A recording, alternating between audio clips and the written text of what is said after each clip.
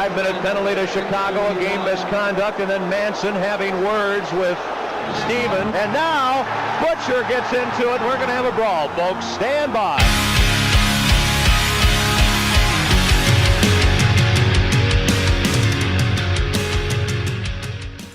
Yo, yo, yo. What's up, everyone? Tyler Cash here. It's another episode of Fourth Line Goon Hockey Podcast.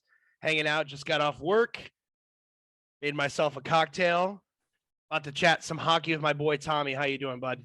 Good. I had a happy hour with my work. I still got some tequila here. Oh my God, what is that? It looks like rubbing alcohol. No, it's good. This shit's great. They sent me a flask of tequila and some mixers. I got some spiced maple syrup, some bitters.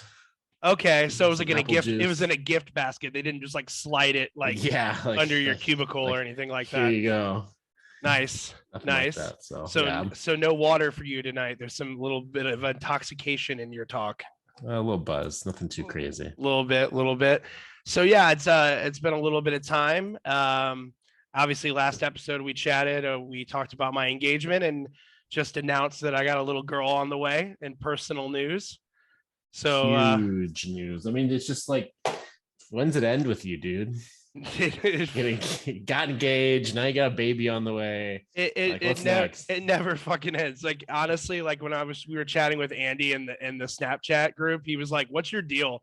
I'm like, "Dude, there's no end in sight," and I'm a very complicated person, to say the least. But I'm a happy, complicated person.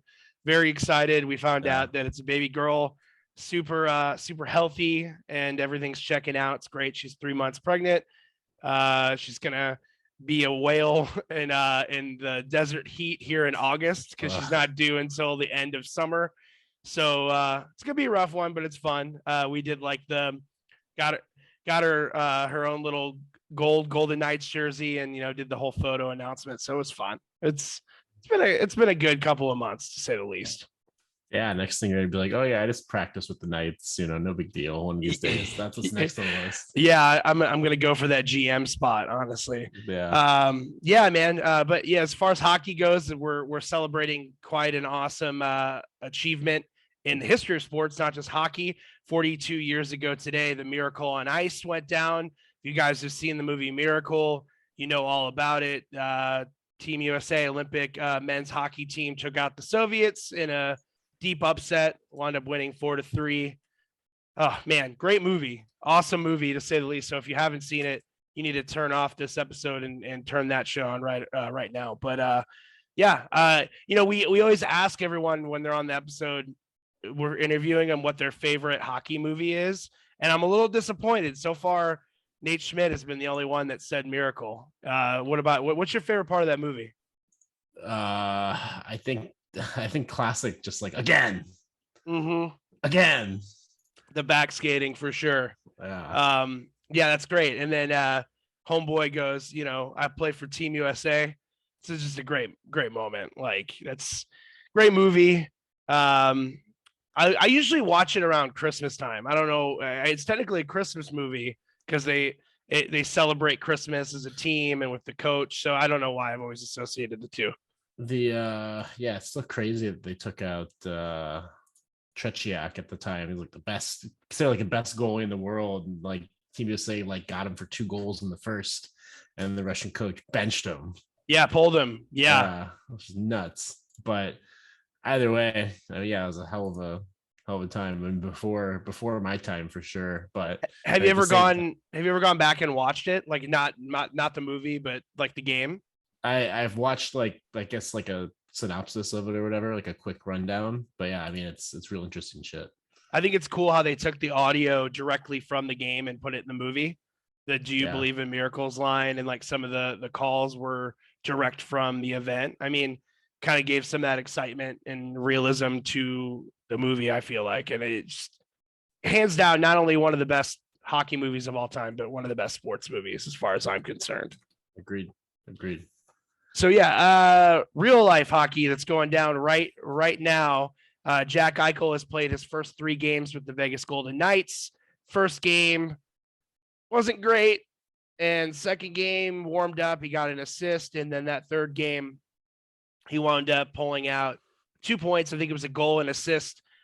His goal was from an awesome feed from Chandler Stevenson. So that puts him at 3 points in 3 games for the Vegas Golden Knights. He hasn't looked spectacular. He's warming up. You can tell that he hasn't played hockey in quite some time. He's going to need time to gel with these guys. But I think the big question in hockey Twitter sphere and amongst all Vegas Golden Knights fans is he going to be enough to help keep this team at the level that they are all the way to playoffs? And I'll let you start. Do you think he's going to be enough to lead him to a decent playoff run? I mean, I think it's a situation where, I mean, in my opinion, it comes down to like, I don't think it matters where teams really finish, honestly, to start the end of the season. There's just so much competitiveness between all the teams. Like, I don't think it really matters. Like Colorado, what right now would go up against what, Nashville, LA, like Kings. Like, I mean, Kings are young, but like, you know what I mean? I mean, at the same time, it's like right now the playoffs started, it would be like Vegas versus Edmonton. Like, what happens with that, right? I mean, potential for a shootout, potential for a lot of things, I think, in that series. I mean, it's just like there's so much parity. I think the whole getting top seed is somewhat overrated. You know, I think at one point it just kind of gets down to it where just gotta play hockey. I don't know. I feel like the whole matchup thing gets overworked too much, in my opinion. I agree. Everyone always focuses on who you're going to play against, and I can only tell you how many times I can't even count on my fingers where I've been stoked to play a team. I'm like, oh hell yeah, we're going to blow them right out of the water, and then Like boom, Montreal. yeah, and then it doesn't even matter. Or you got a team like Colorado that you're actually scared to play against, and they took them out in 5 games. It's just. Yeah. There's really no rhyme or reason to the whole scenario. I mean, the best is going to win. They're going to have to play the best in order to be the best. And anything short of that is just going to be a disappointment, to be honest with you. I think he adds a lot to the game as far as the Golden Knights go, because they've always been a team in transition. They don't really possess the puck a lot in their opponent's zone, and he's fast. And putting him on a line with Chandler Stevenson is the right move. Moving Stevenson to the wing was kind of strange, but I mean, when you have that much speed coming at you, I mean, it's hard for any defenseman to think, you know. So yeah, I think that was a great move. I think he's showing signs of improvement, which is awesome. He's going to find his stride. I think in a weird way, the Knights might be better off not having Stone in the lineup right now, because he's not the best skater. He's not very fast. I mean, he's a hustler for sure, but I wouldn't be surprised if Stone comes back and you find him on like a line with William Karlsson, and it wouldn't be the top line. It would be more so the second line or even the third line, because he's more of that go-getter grinder. You know, I'm going to take the puck from you and shut down opposing offense as opposed to being the guy that generates offense. So I think it's exciting to have that much speed up front personally. Yeah. I mean, I think it's definitely makes sense. I feel like Mark Stone's like a poor man's O'Reilly, where he kind of be like your shutdown guy, which maybe he's playing depending on the playoffs, depending on matchups, who he's playing against. I mean, maybe like I said, at this point, it's Edmonton. Like, you putting it up against McDavid or you putting it up against Draisaitl? Like, kind of take your pick at that point, right? But even more so, back to the whole like standings thing. Like, granted, it's, you know, a little bit over halfway for the season, but you know, Vegas is 14-14 at home. In addition to that, I mean, they're basically 7 games over 500 on the road, 15-8. Like, they are playing way better on the road. Granted, a lot of injuries, a lot of whatnot there, goaltending, you know, Leonard being out and whatnot. But to be that flat at home is, I think, surprising with what we know the atmosphere is like in T-Mobile. So it makes you wonder if that's kind of maybe potentially wearing off a little bit, or teams are managing that a little bit better, or whatever the case may be. But that's my 2 cents. Well, I think that the issue at hand was Robin Leonard was playing out of his mind in the very beginning, and they were dealing with a lot of injuries. They still are. And it seemed like he was carrying the team at least above that 500 mark. And then when the team got healthy, he sort of disappeared. And I don't know if that's because he's injured or what. And as we know now, he's dealing with a shoulder injury. They've went on record and said that it's not the same shoulder injury that he had surgery on or that he was dealing with last year in the playoffs. But it's definitely a cause for concern because right now we're about a month away from the trade deadline. We've seen the Vegas Golden Knights name floating around when it comes to goaltending. So clearly they're somewhat scared that Leonard won't come back, or if he does come back, is he going to be able to perform? Yeah. They've been attached to Gorgiev.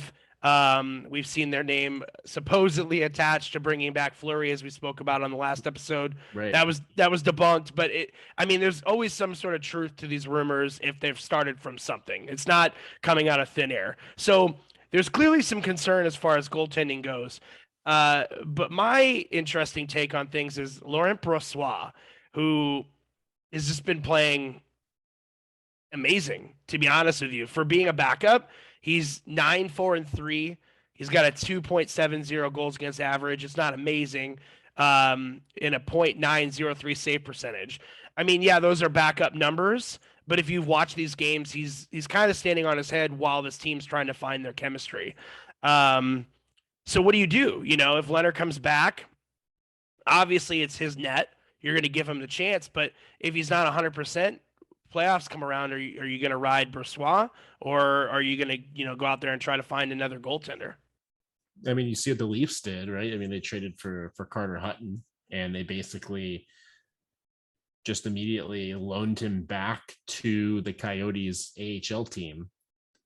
So like they acquired him for future considerations, and then they loaned him because he's still in the AHL. They loaned him back to Tucson with the Coyotes to continue playing. So essentially he'll continue playing with the Coyotes on loan, but then now the Leafs have like a third goaltender if something were to happen that has experience. Really interesting situation. That's a very creative way to do it. But yeah, I mean,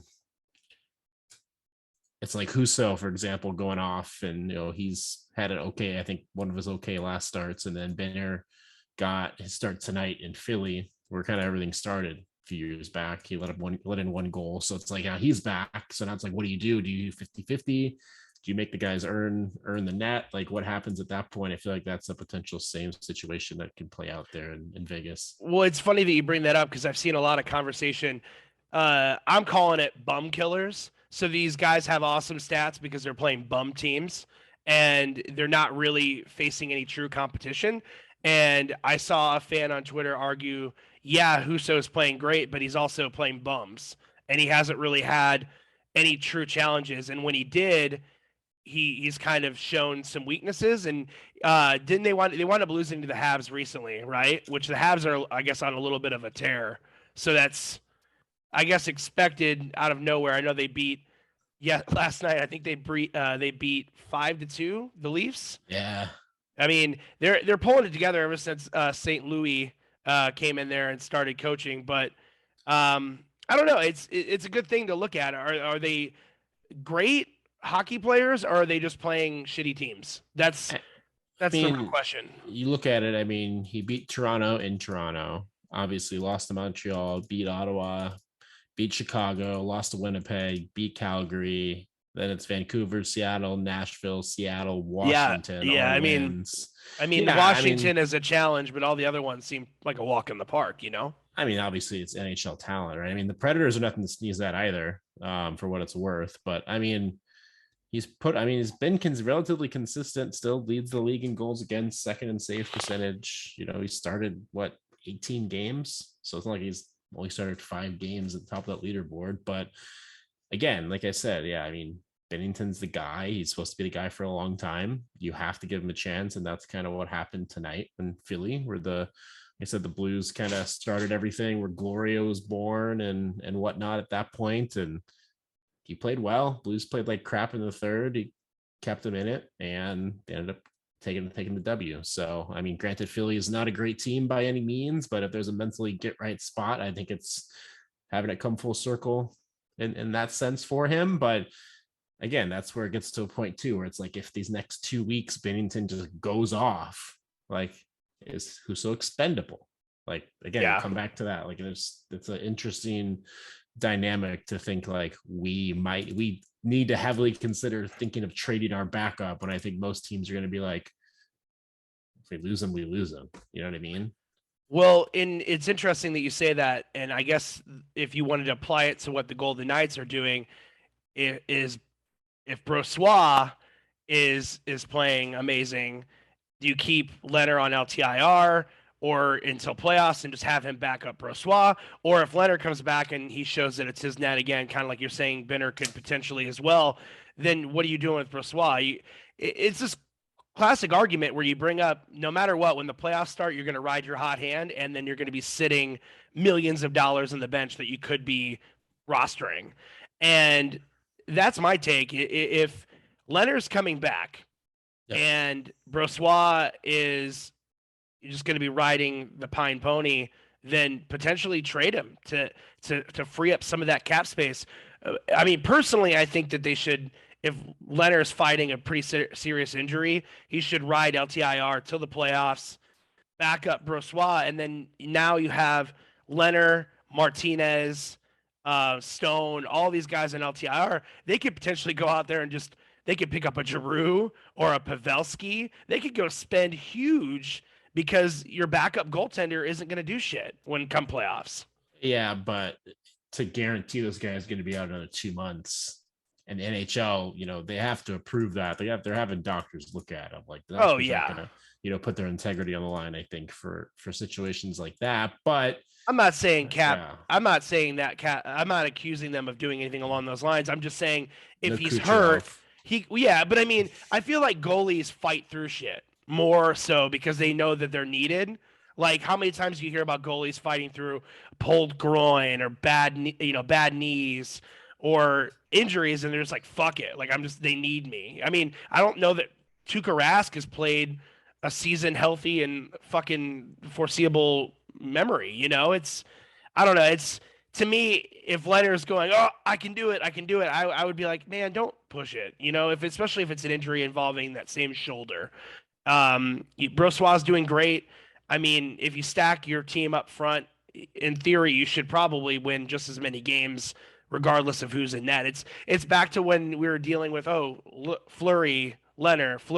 It's like, well, come postseason, you're going to bench one of them, and you're going to be out $5 million, $7 million. Yeah. And I mean, I think that teams are picking up on that, as you said. Like, I know that your opinion of keeping Binnington was an unpopular one. We could wage from that from our social media, but it makes sense because if he is your future, you got to get rid of the guy that's no longer your future and help your team now.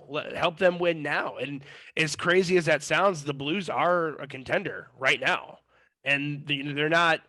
I mean, it's not like they're throwing it all in this season, but I mean, it's not far from it. Yeah, I mean, I think there's a couple ways to look at it, quite honestly, there. I mean, obviously, I think depends on what happens in the offseason with Tarasenko.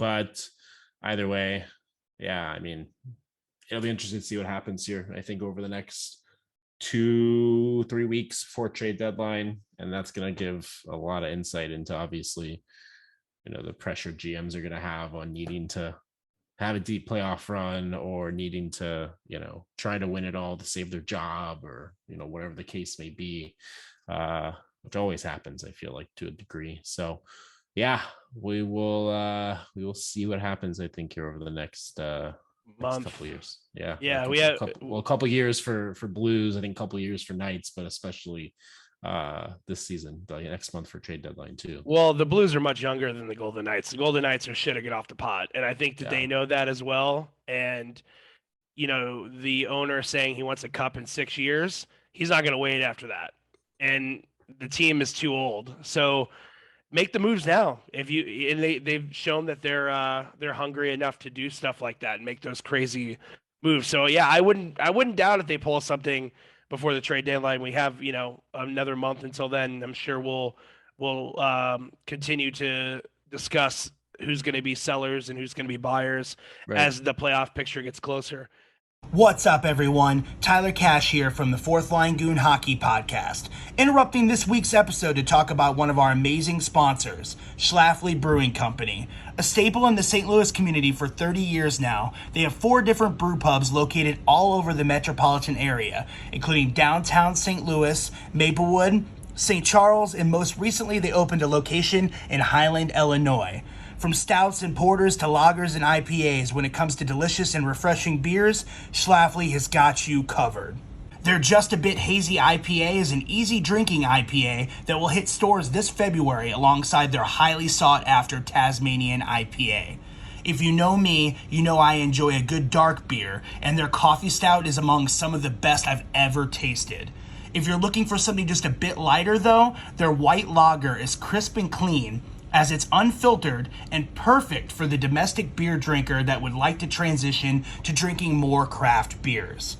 You can download the Schlafly app on your phone to help locate and purchase their products all across the country.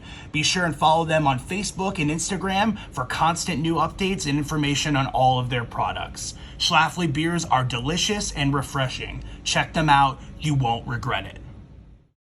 Recently, there was an issue with a ref. What was that? Last night? 2 nights ago? Overblown.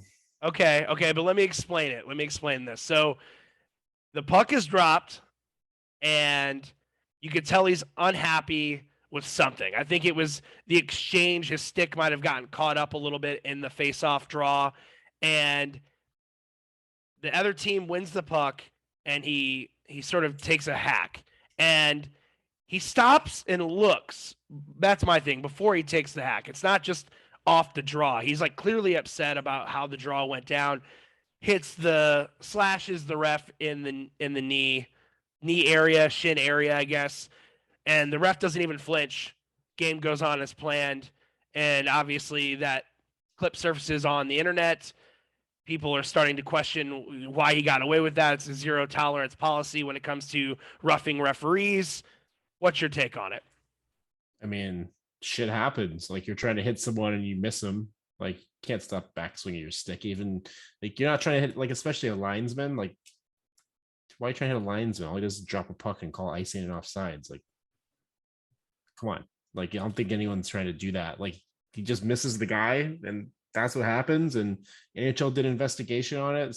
Came out and said, yeah, it was zero tolerance policy. Clearly, it wasn't trying to do this. Inadvertent. It is what it is. I mean, I saw a ref go into the player bench like 2 nights ago, and no one's talking about that. Like, same concept, right? Just happens to swing a stick, you miss the guy's leg, his back, his calf, whatever, and obviously the follow through from a really light stick, a guy who's that strong is gonna hit whatever the next object is, right? Like, it's common sense to me. To me, it looked like he thought about it. That's the only thing that takes me back, is that it wasn't an initial reaction. He kind of did a shrug, like when the faceoff went down, and then he swung as the opposing team's already taking the puck away. I don't know, man. These days, Nathan MacKinnon seems to be, him and Landeskog, they want it bad. Their determination's there for sure, and it's starting to linger into the desperation territory, because he's seeing all these young players on his roster getting paid. The salary cap's not going up. They're probably going to lose Kadri next year. They're not having the money to be able to afford all this talent that they have, and they have nothing to show for it. They have no cup. They have no goaltender signed long term. When he's pissed, when he wants the puck, he gets the fucking puck, and there's no knocking his hustle.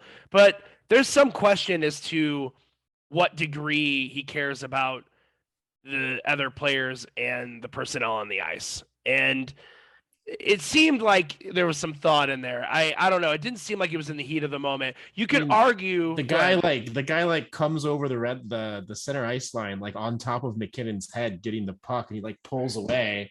And when he's slashing him, he's looking like right at the back of the guy. His head's not angled towards the linesman. It's literally looking at the guy, tries to hit him, misses, and he doesn't like look back at the ref or anything. He just keeps playing. Like, it's not something you're trying to do, knowing like you've seen what's happened with what's his face, Weidman, a few years back, where he just like punches the ref in the back of the head. What did he get? Okay. Like how many games? 20 games. Yeah, I saw that. It's like, no, that's not what you're trying to do. It's not up there. It's not up there at all. I'm just saying that it wouldn't surprise me if McKinnon finally gets this massive fucking suspension for just leveling somebody, as we saw.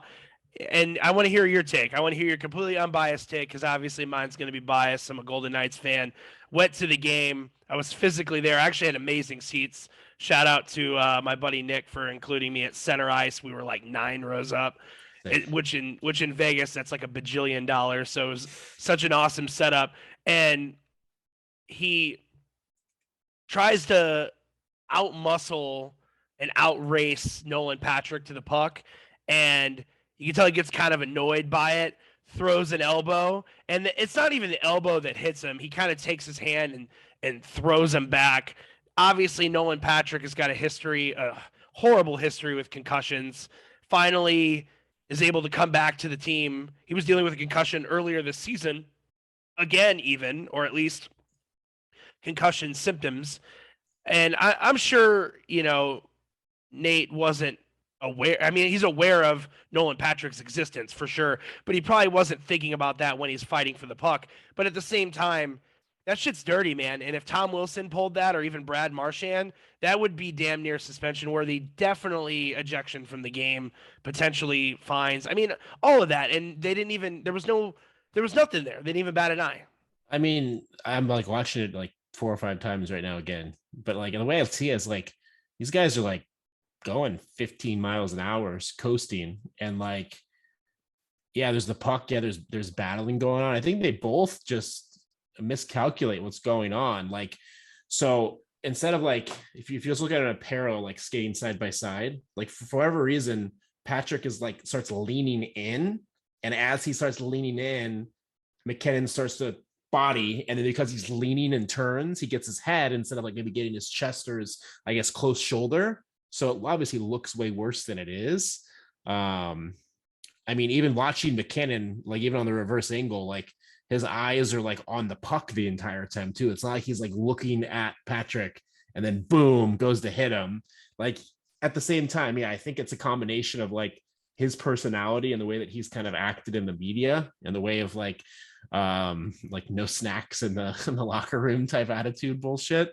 Like, yeah, no snacks. I can see how he like comes off as like, just like a dick, but then intense because he comes off that way and having plays like that happen, people just don't like him.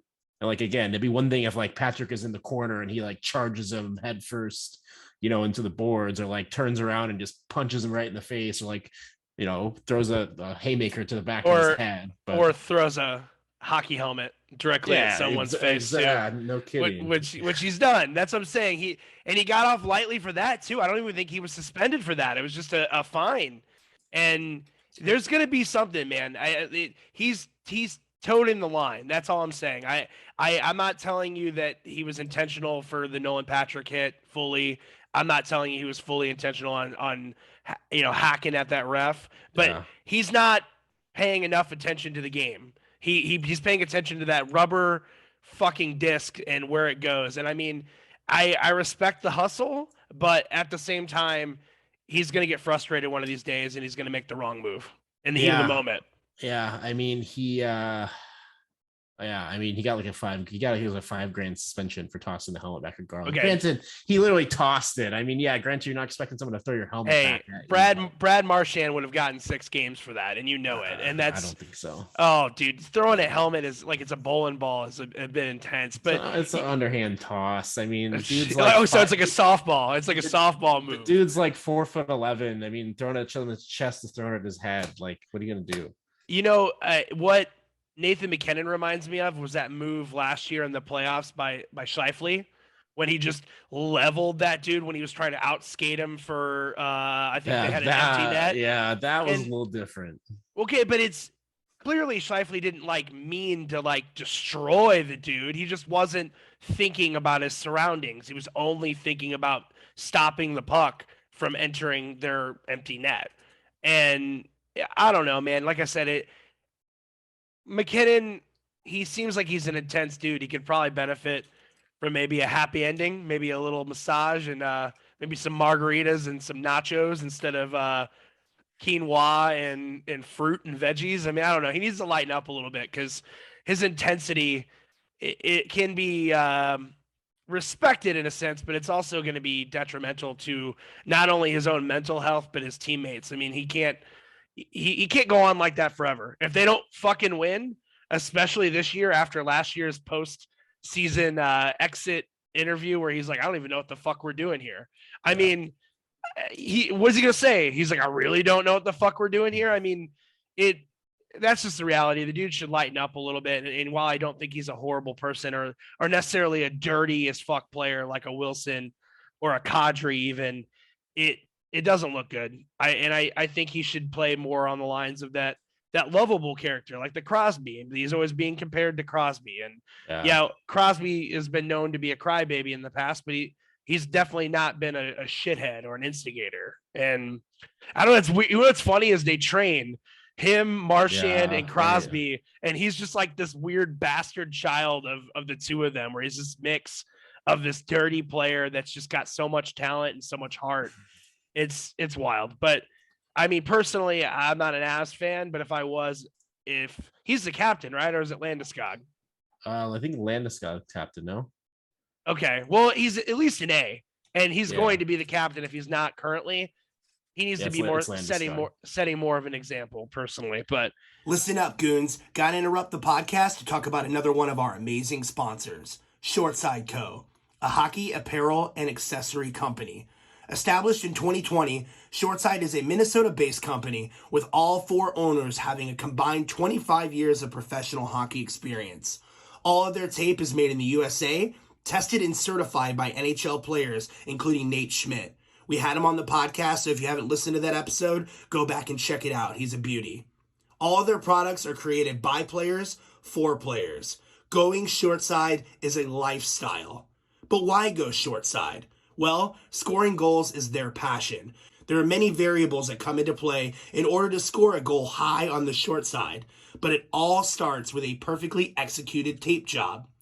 After scoring goals in every league from mites to the NHL, they are confident that their product will be a staple in any locker room. For individuals and organizations looking to join the Shortside community, go to www.goshortside.com. Big Balls Kickball is St. Louis's premier adult kickball league, bringing you the best game in town since 2007. Veteran owned and operated, they strive to bring out the kid in everyone, and they let you let loose and make new friends on that field. Big Balls welcomes players from all walks of life, and they pride themselves on being one of the most inclusive leagues out there.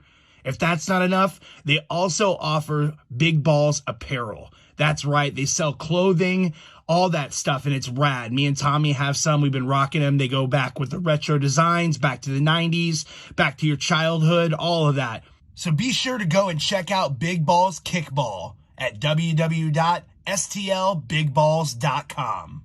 Let's continue to talk about shitheads and instigators, and we'll talk about one of the best the NHL has ever seen, and that is Sir Sean Avery, who is always somewhere in the background as far as hockey news goes and headlines. The 41-year-old recently was spotted, I guess, doing some sort of professional tryout for the ECHL team, the Solar Bears. My question is to you is, do you think he makes it? Do you think he makes an impact, or is this just some sort of publicity stunt? I mean, yeah, it's probably a publicity stunt. I mean, dude's what, 41 years old, probably. Like, I mean,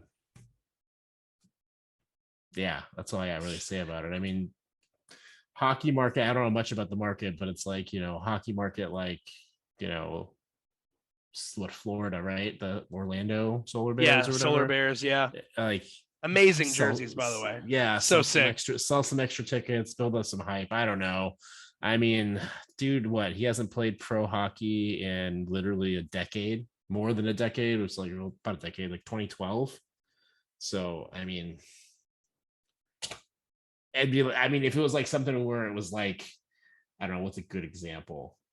Like if Mark Messier was like, I'm gonna come back and try and the dude's like a tank, right? Like I could be like, okay, maybe I could see that happening, right? But like Sean Avery, he's kept himself in good shape. Don't get me wrong, but like I saw some people dogging him online saying that he was posting videos of him training and getting back on the ice. Apparently he tweeted out or posted on Instagram that he's promising his return to the NHL and that this is see that. Just a baby step in that direction. So I don't know, but people were dogging on him. I know the internet likes to be negative these days, but I didn't see the videos myself. But as a 41-year-old that hasn't played professional hockey in a decade, and even when he was playing, wasn't the best at the sport, I mean, it's hard to think he'll make an impact. Yeah, I completely agree. Which leads me to a topic I want to discuss. It's kind of our main topic for this episode. I saw someone post on Twitter, who is the most likable athlete? I think it was broad. It was every sport, but obviously we'll focus on hockey. And I think we should both talk about who we think are the most likable players that are currently in the league and the most hated. When I saw the tweet, I retweeted it and I shared a GIF of Marc-Andre Fleury in his Golden Knights jersey. And I think he was reenacting the wave where he looked awkward in his sweater. I think it's hard to not say Marc-Andre Fleury is the most loved hockey player currently in the NHL. Probably one of the most liked goalies of all time. He's definitely the first one that comes to mind as far as likable. What about you? Are we talking like current in the league players? Yeah, current guys. Okay. Yeah. I mean, yeah, Fleury definitely makes sense. I think there's like 4 that come to mind. It's Fleury, I think Brian Boyle, Craig Anderson, and then I think one just because he's stuck in the desert, just overlooked. I think it's Phil Kessel too. Yeah, those guys, like I don't think anyone has or will have anything bad to say about like any of these dudes. And like obviously Boyle and Craig Anderson overcoming a lot of crap in their personal lives, continuing to play at a good level and be good humans. Those are the few that come to mind, I think, for me, at least from like a more of like a general broad NHL standpoint. I like the guys that seem to carry themselves professionally for their teams, and they're very articulate in press conferences and seem to have their shit together. I call them Captain Americas because they just remind me of Captain America. Just sit upright and always have the right thing to say and have the right gestures. And Joe Pavelski comes to mind when it comes to that. I think Joe Pavelski is a very likable player. When he was a part of the 5-minute major for the Golden Knights, I was like, shit, now I got to hate Joe Pavelski. That's just fucking awkward. Seems like a great dude. I think you could also throw Alex Pietrangelo into that list. I think he carries himself very well. Tavares is up there, even though if you talk to an Islanders fan, they would tell you otherwise because of how he left. But before that, I mean, you didn't really hear a lot of guys be, dogging on him. They seem to carry themselves really well. I guess if you're going East Coast, Patrice Bergeron, he's like like a 12-time NHL All-Star. He just seems like a great dude, like a great locker room presence. He hasn't really been, in a lot of suspension-worthy conversations, and that says a lot for being a more aggressive player and playing on a more aggressive team. And, if we're talking about recent guys, I think Lundqvist, you can't not bring him up. I know he's no longer in the league, but everybody loved Lundqvist. He literally looks like Batman. Yeah. I don't know, just a great dude. Ryan O'Reilly, like guitar playing, stud dude, like seems like he's a lovable guy as well. Yeah. I mean, if you had to go one guy, I think outside of the league, I think it's like David Backes too, like just true pro, like no one ever had anything bad to say about him. And then just like, I think it's the moment from like probably maybe Canadian people don't like him as much, but like just like right before it was the Olympics, it was like USA versus Canada, and like Backes was going out and like fighting any player that he could find that was on the Team Canada roster and just like trying to literally just go at it with them. It was like amazing, just like getting their head before the Olympics. Just phenomenal stuff. When did David Backes get traded, or not traded, but when did he leave the Blues for the Bruins? Do you remember? Like 5 years ago. 4 years ago. So before what? 3 years before they won the cup? So like 6 years. 2 years. Yeah. If you would have asked Tyler 6 years ago how I felt about David Backes when I was going around the arena trying to fight everybody wearing a David Backes jersey, I would disagree. But looking back, man, the guy does great things. I know he's involved in a lot of charities. You brought up before, he's really heavily involved in lots of dog shelters. Yeah. So that, I mean, you're going to win my heart if you love animals. That's definitely a good way of getting in that. Let's talk about most hated though. The first one that comes to mind for me this year, especially, is PK Subban, who's trying really hard to be one of the most lovable characters in NHL. He clearly wants a job as an analyst when his career is done, probably sooner than later. But I mean, PK Slewfoot is a term that's been used quite a lot this year. Yeah. I mean, rough look for him this year. I mean, I think it's also very interesting just how nothing really come of it in terms of the way that he's played, just even from the preseason all the way up to now. I guess maybe the last month or plus we haven't really looked or seen anything that he's done negatively in that sense. But I mean, PK Subban, not great. I guess depending on who you are, Tom Wilson, depending on if you're a Bruins fan or not, Brad Marchand, Evander Kane. I think if you took a poll, Kane. Yeah. I think if you took a poll though, the most hated player currently in the NHL has to be Brad Marchand. I mean, either Brad Marchand or Kane. It's one of the two. I think present day right now. Also funny, I was just looking at the PK Subban stuff on Twitter, and someone literally has a license plate, Slewfoot. It's really funny. Oh my god. Seems like a great guy. I mean, we're not attacking these guys' characters. It's just the most hated on the ice. It's funny because like Tom Wilson, to me, seems like a great dude. Like probably a dude that would buy a round of shots at the bar. It seems super humble, great looking dude. And, obviously he's a great hockey player on top of being a complete shithead. Same with Brad Marchand.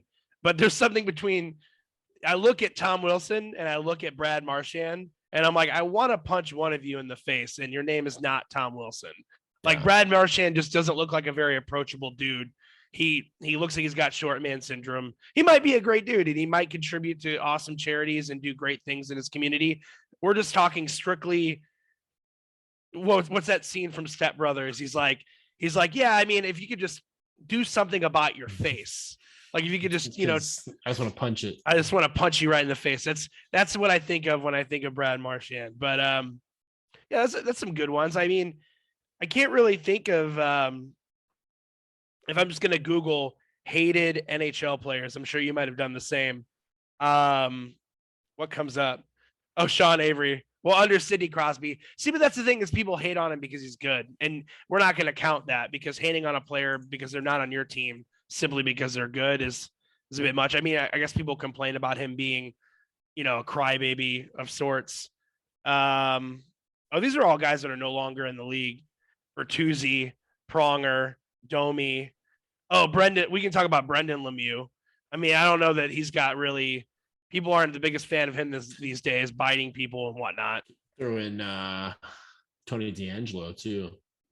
Oh, yeah. That's a good one. That's a spicy one. Yeah, and that goes into personal shit, because he's not like a dirty player necessarily. But, I mean, my thing is, you're getting paid millions to fucking shoot a rubber puck into netting. Leave politics at fucking home, dude. Or when you're retired. Why bring it into, like, the whole locker room drama? Why do you have to tell people all the time what you believe in and drill it in their heads? It's like, come on, man. There's a time and place for that, and right now you need to focus on winning. And I will add that Tony DeAngelo is the only reason that I don't want the Hurricanes to win. They're a very lovable team, and he's not so much a lovable guy. So yeah, I gotta agree with that. So let's wrap this up. Let's wrap these up with some questions, I guess. It's been quite some time before we've answered some fan questions. We appreciate you guys tuning in every week. Most recently, we dropped an interview with AJ Galante from the Danbury Trashers. We just did an episode that recapped the NHL All-Star Weekend. It was an awesome episode as well. And I guess we can talk about this now because I have it edited and ready to go. Episode 60 after this one is going to be our interview with Mike McKenna, which was awesome. And it's great to finally get that out there. Yeah. Real good dude, doing awesome things for hockey. Just such a positive influence as far as all of that goes. Let me dig this up. I want to dig up these questions. You want to add anything before we get to the I don't think so. I think we're in a good spot. Covered everything I think we need to cover at this point, especially if we start doing these weekly. I think we should we're doing good. Yeah, we're doing good now. So we're gonna have 2 episodes this week because I'm gonna drop the interview on Friday because I don't want to wait. It's awesome. I finished it today. It looks great. Mike's a great dude. He's doing great things over the Daily Face-Off. And I think it's interesting because we did this interview last fall, and his job security was kind of up in the air. He had just stopped working with the Golden Knights. So it's nice to look back at this episode and then see that he's doing so well. I think that's a really good conclusion. So we have one question from Alex Miller, and he wants to know, is Woodcroft the head coach the Oilers need?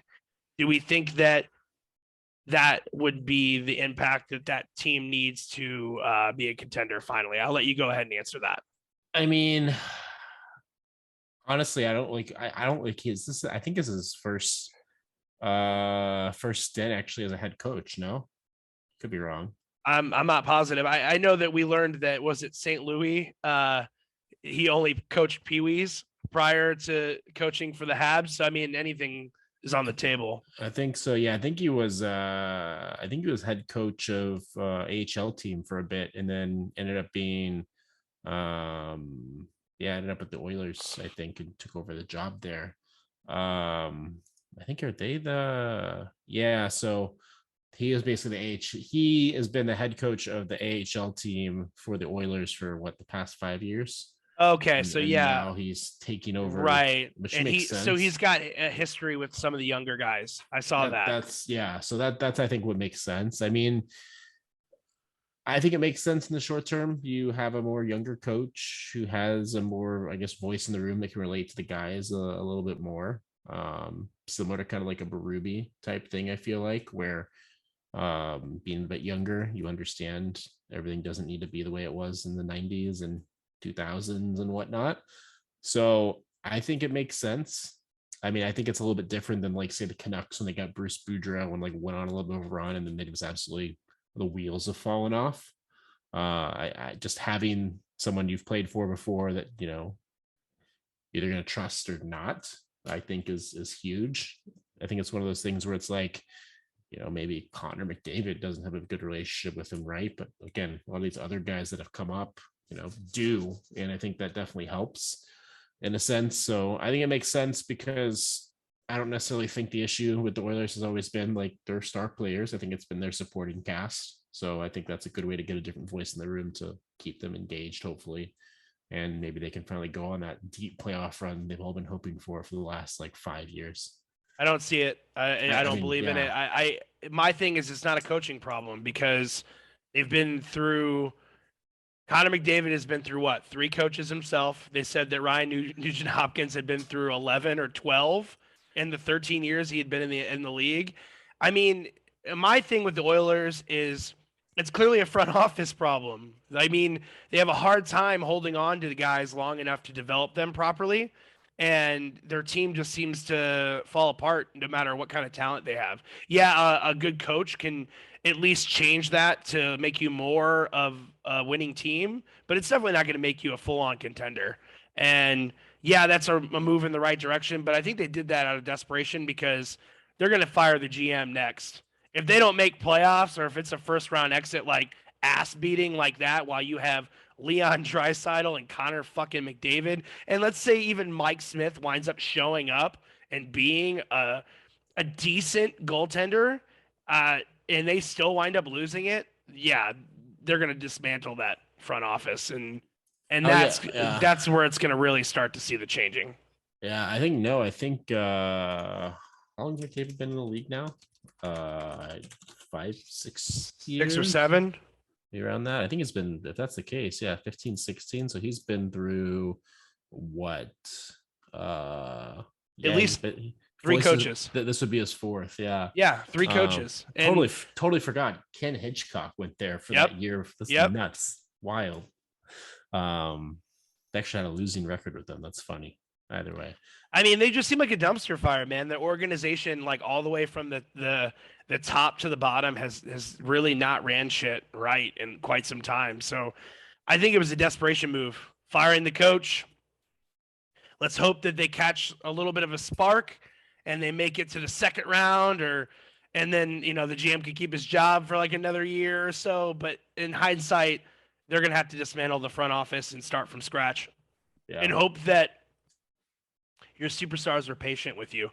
Is the real question. Is McDavid gonna request a trade? Is Draisaitl gonna stick around? Or, I mean, that's the real question. I mean, I don't know. It seems like there's a lot of concerns there, and as you and I spoke before, it's not just goaltending, it's not just coaching, it's not just depth. There's just a lot of issues at hand, and you're gonna have to completely gut your team before you can start new. Yeah, I agree. Also, it's completely, I think, very interesting. I just looked this up too. So McDavid has 4 more years on his deal. He doesn't have a no movement clause, just a modified no trade clause, nothing. No way. Yeah, nothing. What?